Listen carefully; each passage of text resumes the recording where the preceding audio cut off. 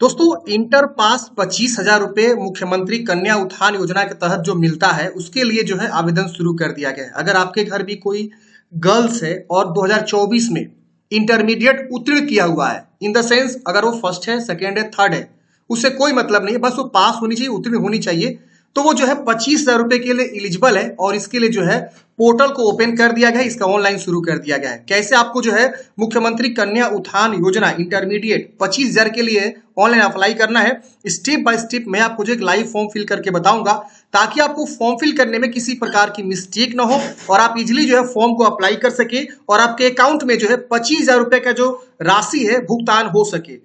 तो चीजों को समझिए और गलती करने से बचिए। बहुत सारे कैंडिडेट्स क्या करते हैं ना, गलती फॉर्म भर देते हैं और 25,000 रुपए का सवाल आप सोच सकते हैं। आप एक लैपटॉप खरीद सकते हैं, आप एक मोबाइल खरीद सकते हैं, बहुत सारी चीजें कर सकते हैं 25,000 रुपए से। आगे अपना ग्रेजुएशन में एडमिशन ले सकते हैं। तो 25,000 जो ये पैसे मिल रहे हैं ना बालिकाओं को, बहुत ही महत्वपूर्ण जो है इनके स्टडी लाइफ में होने वाला है। तो वीडियो को सही से समझिए ताकि आप जो है फॉर्म को अप्लाई कर सके और इस 25,000 रुपए का जो है आपके अकाउंट में सीधे भुगतान हो सके।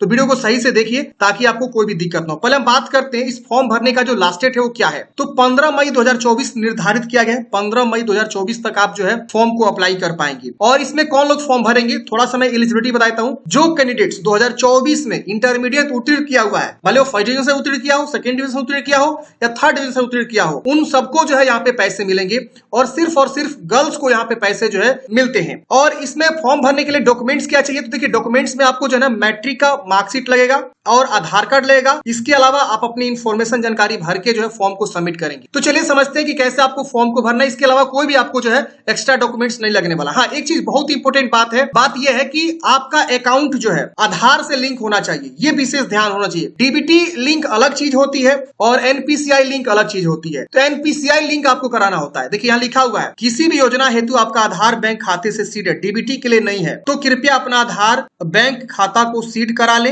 अन्यथा आपका भुगतान जो है नहीं होगा।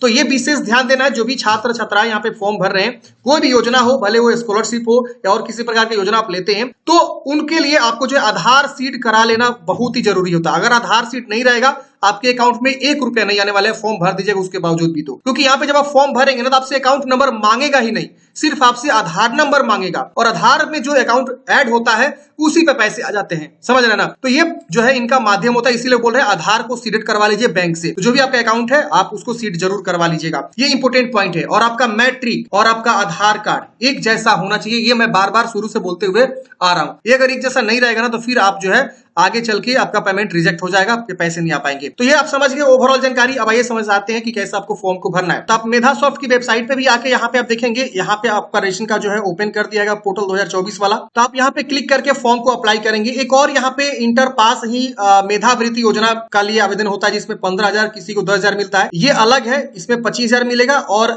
इसी में से एलिजिबल कैंडिडेट्स कुछ यहाँ पे जो है पैसे लेते हैं, उनको जो है यहाँ पे मिलता है 15,000 और 10,000। और थोड़ा डिटेल में समझ लेते हैं ताकि आपको कंफ्यूजन ना हो और आप आसानी से जो है इस पेमेंट को ले सकें। देखिए, अगर कोई 12th पास है, पहला स्कॉलरशिप इंटर की मैं बात कर रहा हूँ, 12th पास है, फर्स्ट सेकेंड थर्ड से, भले वो जनरल हो, बीसी हो, ईबीसी हो, एससी एसटी हो, 25,000 रुपए के लिए वो फॉर्म भरेगा, यहाँ से इस पोर्टल से फॉर्म भरेगा। दूसरा यहाँ पे जो है 12th पास है, फर्स्ट और सेकेंड से, एससी एसटी है तो फर्स्ट पे 15,000, सेकेंड पे 10,000। एससी एसटी कैंडिडेट्स होना चाहिए, 2 बार स्कॉलरशिप के लिए अप्लाई करेगा, एक बार यहाँ से और एक बार यहाँ से अप्लाई करेगा। जैसे यहाँ पे एग्जांपल के तौर पे मैं बताता हूँ। देखिए, जैसे मान लीजिए कोई रानी कुमारी गर्ल्स हैं जो बिहार बोर्ड से फर्स्ट डिवीजन से पास है और वो एससी कैटेगरी से आती है, तो उनको 2 बार स्कॉलरशिप मिलेगा।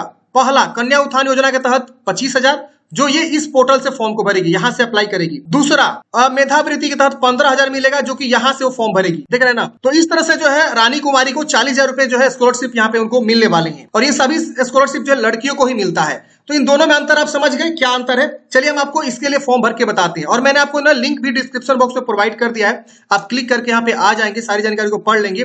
यहाँ पे आपको जो है एक अप्लाई ऑनलाइन का लिंक मिलेगा, आप इस पे क्लिक करेंगे, सीधा आप अप्लाई ऑनलाइन वाले पे आ जाएंगे। ये देखिए यहाँ पे जो है ये पोर्टल इस तरह से ओपन हो जाता है। यहाँ पे आप देखेंगे 2024 का यहाँ पे जो है लगा हुआ है। इस तरह से आप नीचे आएंगे, यहाँ पे आपको एक ऑप्शन मिलता है इंपोर्टेंट गाइडलाइंस का और यहाँ मिलता है क्लिक हियर टू अप्लाई। आप इस पे क्लिक करते हैं, जैसा आप इस पे क्लिक करेंगे आपका जो है अप्लाई वाला पेज यहाँ पे ओपन हो जाता है। कुछ इस प्रकार से आप गाइडलाइंस को पढ़ेंगे, इन सबको टिक करेंगे और उसके बाद से कंटिन्यू करेंगे। अब यहाँ पे आपको डिस्ट्रिक्ट बताना है, कौन से जिला से आपने पढ़ाई किया हुआ है। तो इंटरमीडिएट जिस भी जिला से आपने पढ़ाई किया उसको जिला का नाम चूज करेंगे। रजिस्ट्रेशन नंबर आपको लिखना है। रजिस्ट्रेशन नंबर आपके इंटर के जो एडमिट कार्ड है या मार्कशीट जो आपने डाउनलोड किया हुआ इंटरनेट वाला, उस पर आपका रजिस्टर नंबर रहता है, उस रजिस्टर नंबर को यहाँ पे लिखेंगे, जैसा भी लिखा हुआ है वैसे ही आप लिखेंगे। जैसे मान लीजिए अगर लिखा है 93037-25 ऐसे करके लिखा हुआ है ना, -2023-22, तो ऐसे ही आपको लिखना है, जिस तरह से लिखा हुआ है वैसे ही आपको जो है सही से लिखना है। फिर नेम ऑफ द स्टूडेंट और फादर्स नेम, फिर यहाँ पे मदर्स नेम, फिर डेट ऑफ बर्थ यहाँ से चूज करेंगे।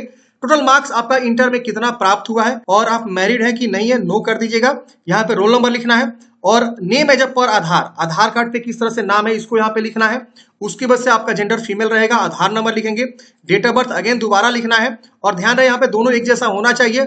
उसके बाद से यहाँ पे वेरीफाई आधार पे क्लिक करेंगे तो आपका डाटा जो है आधार से सर्वर से वेरीफाई होगा। फिर यहाँ पे जो है मोबाइल नंबर लिखेंगे और जनरेट ओटीपी पे क्लिक करेंगे, आपको मोबाइल पे ओटीपी जाएगा और उसके बाद से ओटीपी को वेरीफाई करेंगे। फिर ईमेल एड्रेस को यहाँ लिखेंगे और जनरेट ओटीपी पे क्लिक करेंगे, ईमेल पे ओटीपी जाएगा, उसको वेरीफाई कर लेंगे और उसके बाद से आपको यहाँ पे प्रीव्यू वाले ऑप्शन पे क्लिक करना है। तो फ्रेंड जैसे कि मैंने आप लोगों को बताया उस तरह से मैंने जो है फॉर्म को अच्छे से भर लिया है। मैं इसलिए दिखा रहा हूँ ताकि आपको लगे कि मैं लाइव फॉर्म भर के बता रहा हूँ। देख रहे हैं ना, इस तरह से जो है वेरीफाई करेंगे, इस तरह से ग्रीन हो जाएगा सारा चीज। अब आपको यहाँ पे प्रीव्यू कर देना है। प्रीव्यू करते ही इस प्रकार से आपका जो है पेज प्रीव्यू आएगा। पेज प्रीव्यू में क्या रहेगा, तो जो आपने जानकारी भरा हुआ है वही डाटा यहाँ पे शो होता है। तो आपको ना 2 बार 3 बार अच्छे से मिला लेना है कि कहीं गलती तो नहीं हुआ है। और यही जस्ट नीचे आएंगे तो यहाँ आप देखेंगे तो आपको जो है ना मैट्रिक का मार्कशीट या सर्टिफिकेट कोई एक आपको अपलोड करने के लिए बोल रहा है और पीडीएफ में 400 केबी से कम होना चाहिए। यहाँ आधार कार्ड भी अपलोड करना है आपको 400 केबी से कम पीडीएफ में। और ध्यान रहे आधार कार्ड जब अपलोड करेंगे तो आधार कार्ड का फ्रंट और बैक दोनों एक पेज पे लाके ही आपको उसको पीडीएफ बनाइएगा, ठीक है ना। तो ऐसे आप क्या करेंगे, अपलोड कर लेंगे। तो मैं इसे अपलोड कर लेता हूं। कोई भी फाइल को जैसे मान लीजिए अपने मोबाइल से खींचा हुआ है अपने मार्कशीट को या आधार कार्ड को, तो उसको पहले आधार कार्ड को एक पेज पे लेकर आ जाइएगा क्रॉप करके और उसके बाद से उसको पीडीएफ में कैसे कन्वर्ट करेंगे, तो आप गूगल में जाके सर्च करेंगे ऑनलाइन पीडीएफ कन्वर्टर। आपके पास बहुत सारे जो है वेबसाइट मिलेंगे, जैसे कि ilovepdf.com है, online2pdf.com, कोई भी आप ओपन करेंगे और ओपन करने के बाद से फाइल को चूज करेंगे, कन्वर्ट पे क्लिक करेंगे, वो पीडीएफ में कन्वर्ट हो जाएगा। तो इस तरह से आप पीडीएफ को कन्वर्ट कर लीजिएगा। डॉक्यूमेंट्स अपलोड करके जैसे रजिस्टर पे क्लिक करेंगे आपका रजिस्टर जो यहाँ पे हो जाता है सक्सेसफुल, इस प्रकार से लिख देता है। आपको क्या करना है, नीचे आना, यहाँ पे प्रिंट का ऑप्शन मिलता है, आप इसे प्रिंट आउट निकाल के अपने पास हार्ड कॉपी एक रख लीजिएगा या पीडीएफ में भी अपने मोबाइल में सेव करके रख लीजिएगा। इसके बाद आपको कंटिन्यू कर देना है। कंटिन्यू करते हैं आपको ये होम पेज पे लेकर आएगा, यहाँ लॉगिन करने का ऑप्शन मिलेगा। तो आप यहाँ लॉगिन अभी नहीं कर पाएंगे, अब आपको वेट करना है 15 दिन, 2 हफ्ता आपको वेट करना है कम से कम।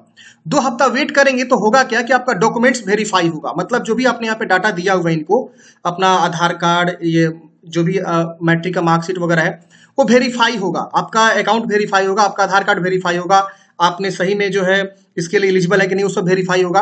तो ये डिपार्टमेंट वेरिफिकेशन करेगा आपकी जानकारी को। जब डिपार्टमेंट वेरिफिकेशन कर देगा उसके बाद तीसरे स्टेप में आपको यूजर आईडी पासवर्ड आपके मोबाइल और ईमेल पे आएगा, जो आपने यहाँ पे फॉर्म भरते वक्त मोबाइल ईमेल आईडी दिया उसी पे आएगा यूजर आईडी पासवर्ड। फिर आप यूजर आईडी पासवर्ड को लॉगिन करेंगे, यहाँ पे डैशबोर्ड पे आके यहाँ स्टूडेंट लॉगिन पे आपका जैसे मैंने लॉगिन पेज दिखाया वहां पे आप लॉगिन करेंगे और लॉगिन करके आप जो फाइनलाइज करेंगे।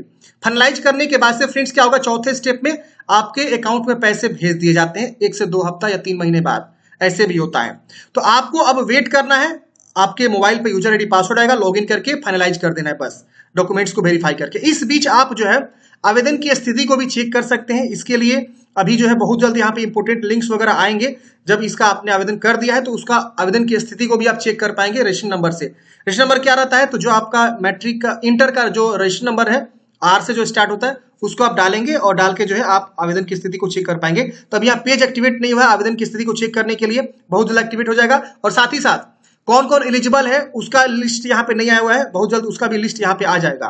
तो आप लोग अभी वेट करिए, सिर्फ अप्लाई का जो है लिंक आ गया है, आप लोग जितना जल्दी हो सके अप्लाई कर लीजिए और सभी डॉक्यूमेंट्स के साथ सही से साफ सुथरा अप्लाई करिएगा, वरना पेमेंट आपका जो है नहीं आ पाएगा, रिजेक्ट हो जाएगा। और डीबीटी जो मैंने आपको बताया आधार सीडेड वाला वो आप जरूर करवा लीजिएगा। तो आशा करता हूँ फ्रेंड्स आपको जानकारी समझ में आया होगा। आपके मन में कोई भी डाउट्स है कमेंट है कमेंट बॉक्स में पूछिएगा और हमारे टेलीग्राम व्हाट्सएप से नहीं ज्वाइन हुए तो ज्वाइन करिएगा, लिंक आपको डिस्क्रिप्शन बॉक्स में मैंने दे दिया हुआ है, वहां पे भी आपको बहुत सारे अपडेट आपको मिलते रहते हैं। Thank you for watching friends, जय हिंद, आपका दिन शुभ हो।